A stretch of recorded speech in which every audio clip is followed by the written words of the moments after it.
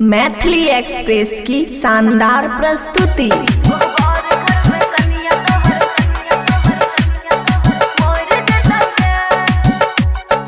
कनै छियौ हमर लोर पैर जतौ रे, कोहबर घर में कनिया तोहर मोर जतौ रे।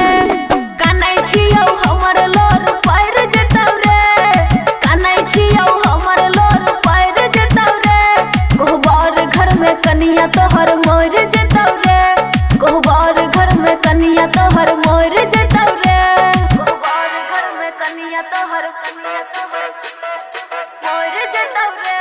खुशी रिकॉर्डिंग स्टूडियो बलुआहा। डीजे सुमित सतीश रैना, डीजे सुमित सतीश रैना।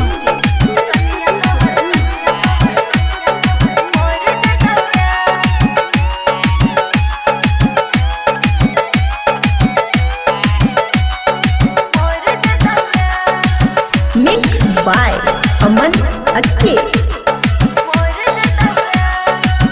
मारे छै ताना गाँव के लोगवा, बुझ के पागल दीवानी रे, बुझ के पागल दीवानी रे।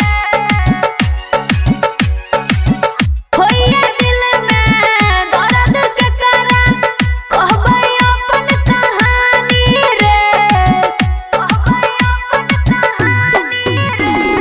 संगे कइल प्यार तोरा याद एतौ रे, संगे करल प्यार तोरा याद एतौ रे। कोहबर घर में कनिया तोहर मोर जतौ रे। कनै छियौ हमर लोर पैर जतौ रे, कनै छियौ हमर लोर पैर जतौ रे। कोहबर घर में कनिया तोहर मोर जतौ रे। कोहबर घर में कनिया तोहर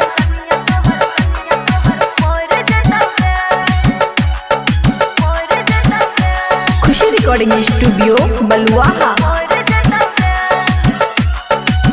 प्यार में कोइल वादा तू केलही नहीं पूरा रे, केलही नहीं पूरा रे। प्यार के अक्षर होय छै अधूरा, भेलै कबो नहीं पूरा रे, भेलै कबो नहीं पूरा रे। दिवाली के कहल तोरा पैर जतौ रे, दिवाली के कहल तोरा पैर जतौ रे। कोहबर घर में कनिया तोहर मोर जतौ रे। कनै छियौ हमर लोर पैर जतौ रे, कनै छियौ हमर लोर पैर जतौ रे। सुहाग रात दिन कनिया मोर जतौ रे। खुशी रिकॉर्डिंग स्टूडियो बलुआहा।